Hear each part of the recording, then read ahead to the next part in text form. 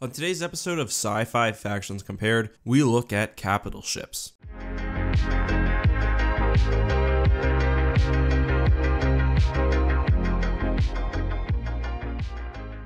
Hey guys, this is EckhartsLadder. Hello and welcome to another episode of Sci-Fi Factions Compared. Today we will be looking at the Battlestar Galactica, UNSC Infinity, Imperial II Star Destroyer, and Raddus MC-85 Cruiser in order to determine which one is best. Before I begin, I'd like to take a second to advertise the EckhartsLadder Discord server. We are approaching very quickly 4,000 members. Join to talk Star Wars, Halo, science fiction, basically anything you want with a group of like-minded people and myself. We'll also be doing game nights and other activities in the future. Plus, you can vote on video ideas like the Discord users did today. With that out of the way, let's take a closer look at each one of these four vessels. We'll start with the Battlestar Galactica. The Battlestar Galactica is truly an incredible ship. We see in the TV show bearing its name that it's basically the last hope for humanity, and the ship and its crew go through hell and back while trying to survive the relentless Cylons and find a future for humanity. However, the question is, how does this vessel stack up against the others on this list? Keep in mind that we won't be doing a straight head-to-head comparison because the universes have different power scales. Rather, we'll be looking at the ship logically and how well it serves its function. Offensively, the Galactica sports dozens of weapon batteries and ordnance launchers. The Galactica also has a fully fleshed out point defense system made up of over 500 guns, which are effective not only against enemy starfighters, but at stopping incoming missiles. The ship can bring with it into battle perhaps over 1,000 Viper model starfighters, which are launched quickly through 2 flight pods and almost 100 fighter launch tubes. The Galactica is very strong and very durable, but it's also a bit of a fossil. In BSG, the ship takes pounding after pounding, and although it's basically destroyed by the end of the series, it remains functional throughout. It has almost no software and a very limited computer network, relying on hard connections throughout the ship. This was what saved it during the initial Cylon attack. However, obviously it is, in some respects, a bit of a liability. When I look at the Battlestar Galactica, I see a ship that excels both offensively and defensively, capable of not only soaking up a large degree of damage, but also hitting back with force. Its focus on flak cannons make a lot of sense within the universe, and they, along with its ability to quickly launch fighters, allows the Battlestar Galactica to dominate the skies. The ship is also able to operate independently for long periods of time, not only having large storehouses, but redundant FTL drive technology. This is very useful in a universe like Battlestar Galactica, where any given faction, even before the war, had at most a few dozen ships rather than thousands. I really like the Galactica, and I think it will be hard for the other ships on this list to keep up with it. Next we have the Imperial II Star Destroyer, which was one of the most powerful capital ships in Star Wars history, although it was also unbelievably flawed. The most notable thing about the Imp II is the sheer amount of firepower that it could output. A standard ship of the line would have had over 100 heavy and standard turbo lasers, as well as ion cannons, and the very powerful octuple barbette turbo lasers which flanked the command superstructure. The weapon placement on the ship allowed it to not only put a lot of firepower on a target right in front of it, but also to perform devastating broadsides, relying especially on those octuple barbette batteries. However, as I alluded to earlier, despite being one of the most powerful capital ships of all time, the Imperial II Star Destroyer had many issues. Design-wise, we could go on for days. For example, the ship has an overexposed bridge, a blind spot where the engines are, something we don't see in Rebel cruisers like the Mon Calamari line, and a total lack of point defense weapons, a problem exacerbated by the fact that the Rebel lines typically used high-quality starfighters. Speaking of starfighters, while we are obviously looking at a ship's ability to bring support into battle, the actual quality of those fighters won't be important here. The Imperial II Star Destroyer has enough space for several squadrons of TIE fighters and the necessary vehicles to support a ground invasion. All in all, the ISD-2 is kind of like a claymore, very powerful but not exactly precise. Next we have the UNSC Infinity, one of several supercarriers within the Halo universe. As the name would suggest, ships like these are not only typically very large, but also powerful. Right off the bat, the Infinity has one feature that no other ship on this list does, the ability to carry smaller capital ships into battle with it. The Infinity carries typically 10 ships within its underbelly, which can be launched at any given time. Those are, of course, in addition to its standard complement of fighters. Although the relative power of each ship within this video isn't important, what is important is the fact that the UNSC Infinity is built with top-of-the-line systems. Everything from its 4 top-of-the-line super powerful MAC cannons to its Forerunner reverse-engineered shielding technology to its slip space drive is the best of the best within the modern Halo universe. Although the crew of the ship isn't important for this battle, it is worth noting that the Infinity comes with not only the AI Roland, who we see in Halo 4 and Halo 5, but also, as Halo Warfleet reveals, a crew of Huragok engineers. Weapon-wise, the ship of course has those 4 top-of-the-line Macs that I mentioned earlier, but also a very proficient point defense system, a missile array covering the entire vessel, and of course the standard Havoc nuclear warheads. Designed as an arc for humanity should Earth fall, the Infinity is also very durable. Aside from being a carrier, a battleship, and just generally the best piece of technology ever produced by humanity, it also serves as an exploration vessel. This means that aside from the top-of-the-line shielding and armor that it obviously possesses, it's also self-reliant. It also has the facilities to build and train a new generation of Spartan soldiers, although the ability for a crew to actually use that will obviously depend on whether Spartan candidates are on board or not. I don't see many weaknesses or negatives with the Infinity. Some of humanity's ships rely a little too heavily on the Mac cannons, which require a total reorientation of the ship in order to be fired successfully. However, the Infinity has over 1,000 missile pods, so it can deal out damage in a variety of ways. It's a good ship. There's not a whole lot more to say. Let's now take a look at the MC-85 Cruiser. For those who don't know what the MC-85 is, one of these vessels, the Raddus, infamously played a very short game of tag with Snoke's Supremacy Mega Star Destroyer. First off, I will say that I love the visual design and aesthetics of the Raddus. However, it's a victim of its time. Although we don't know a whole lot about post-war New Republic starship development, I do have a few theories which I'd like to look at in this video. Mon Calamari ships typically favored durability and fighter carrying over offensive power, but the MC-85 takes this to a whole nother level. Despite being almost 3.5 kilometers and quite wide, the Raddus has in total under 40 turbo lasers and ion cannons. It also has only 12 point defense laser cannons, although we do know that previous Mon Calamari ship types at least could use their turbo lasers to screen against starfighters due to advanced targeting computers. But still, for a 3.5 kilometer long dreadnought, this thing basically has no weapons. My theory is that the MC-85 line is likely the creation of a New Republic which was scared to make true warships, much like the Old Republic was post-Ruusan Reformation. That means that this ship is basically working against itself, artificially limited by legal parameters. The ship is durable, yes, it probably has amazing shields. It also seems like it can carry a good degree of fighters, but the point defense system it has is trash, can output almost no firepower. I mean, the ship is almost totally neutered. It's a totally disappointing ship, which I think makes sense from a storytelling perspective, although that's totally irrelevant in this video. I hope for their sake that the Resistance manages to scrounge something up better for episode 9, because the First Order have not been limiting the weapons that they're placing on their ships. Alright, with a brief description of the 4 ships, let's now rank them from worst to best. Let's revisit something that we just talked about for the worst ship on this list. I'm talking, of course, about the MC-85. As I just said, I think this line was artificially limited by the New Republic. It has a lot of potential. The Star Wars universe has come fairly far in technology, in canon at least, but it's just not very good. At number 3 is the Imperial II class of Star Destroyers, one of the most powerful capital ships in Star Wars history, but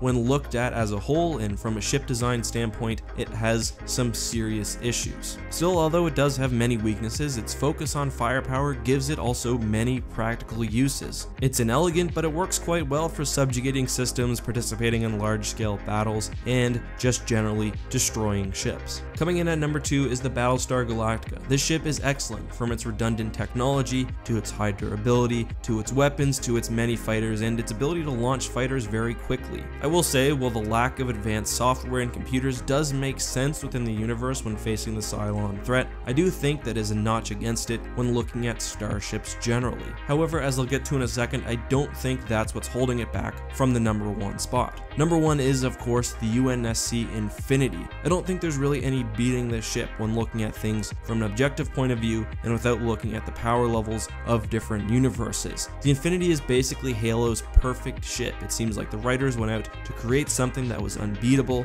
and that was basically the best of the best. It's somehow able to carry 10 frigates into battle, have top-of-the-line weapons covering the entire ship while still having energy left over from a very powerful shield, and a top-of-the-line, state-of-the-art slip space drive. I think it's no wonder that the Infinity comes in at number 1 on this list, but you know what? That's just my opinion. What do you think? Let me know by voting voting right now in the upper right hand corner. Also, let's talk in the comment section. Let me know what you thought of this video and any videos you'd like to see me produce in the future. If you guys enjoyed this, as I said, make sure to join the Discord. I put a link down in the description. Also, if you want to see more Starship content, subscribe to my second channel. I've been doing an Empire at War playthrough and also playing some Republic Commando. Anyway, thank you guys so much for watching. Until next time, may the Force be with you.